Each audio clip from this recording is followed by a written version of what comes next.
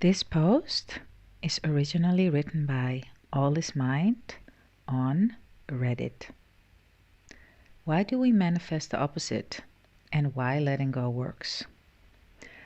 I have so many people sending me messages saying that when they try to manifest something they desire, they tend to manifest just the opposite.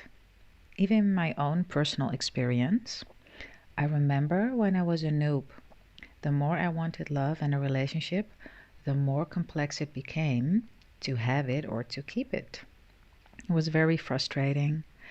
This problem happens because by being focused on a desired outcome, we're in fact concentrating more on the obstacles and the problems that make us want the desired outcome to begin with. So it's kind of like a mental impasse.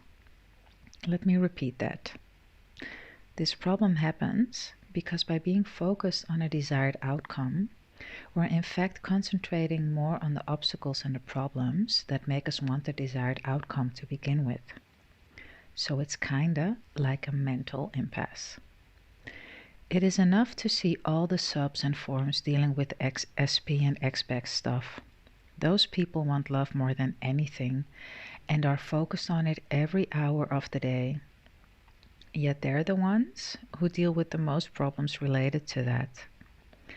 That's why there are so many stories of let go that fix everything. Because by removing the problem from your mind, the thing fixes itself because there's nothing creating it anymore. Same for people who are sick. They're the only ones focused on trying to be healthy. The healthy ones don't really think of the health area at all because they know there's nothing to fix. So they declare that everything is fine, and so it is. So if you're in that kind of impasse, I strongly suggest you leave the problem. You stop trying to fix it because you don't know how to do it consciously, so you focus more on the problems and obstacles that keep it going. The more you try to fix something, the more you are reinforcing it, because that energy is saying, you're so big and so real, I have to remove you. You see? You are approving its existence. You are prolonging it and reinforcing it by your attention to it. If you just leave it and not think of the subject at all, and focus on some other goals or areas in your life that are more easy for you, or that have no obstacles at all, you will lessen the negativity and the tension and frustration, so the problem will no longer exist because your attention alone is keeping it alive.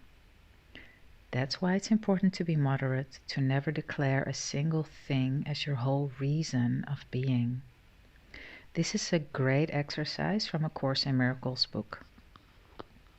Let me recognize my problems have been solved. 1. If you're willing to recognize your problems, you will recognize that you have no problems. Your one central problem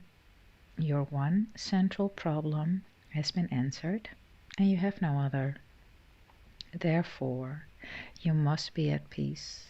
Salvation thus depends on recognizing this one problem and understanding that it has been solved. One problem, one solution. Salvation is accomplished. Freedom from conflict has been given you. Accept that fact, and you're ready to take your rightful place in God's plan for salvation. 2. Your only problem has been solved. Repeat this over and over to yourself today with gratitude and conviction. You have recognized your only problem, opening the way for the Holy Spirit to give you God's answer.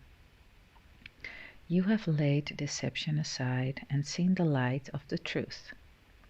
You have accepted salvation for yourself by bringing the problem to the answer, and you can recognize the answer because the problem has been identified.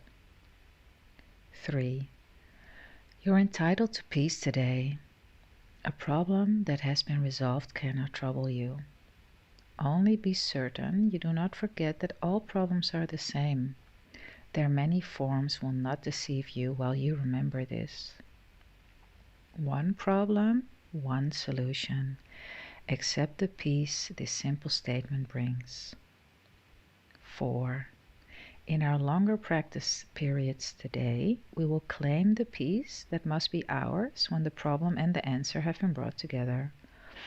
The problem must be gone because God's answer cannot fail. Having recognized one, you have recognized the other. The solution is inherent in the problem. You are answered and have accepted the answer. You are saved. 5.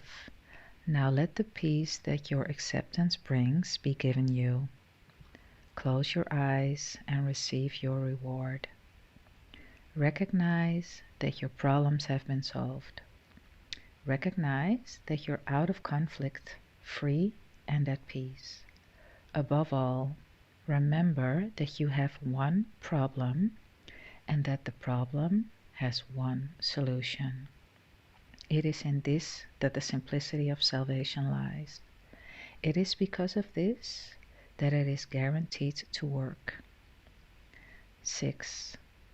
Assure yourself often today that your problems have been solved. Repeat the idea with deep conviction as frequently as possible. And be particularly sure to apply the idea for today to any specific problem that may arise. Say quickly, let me recognize this problem has been solved. Let me repeat. And be particularly sure to apply the idea for today to any specific problem that may arise. Say quickly, let me recognize this problem has been solved. 7. Let us be determined not to collect grievances today. Let us be determined to be free of problems that do not exist.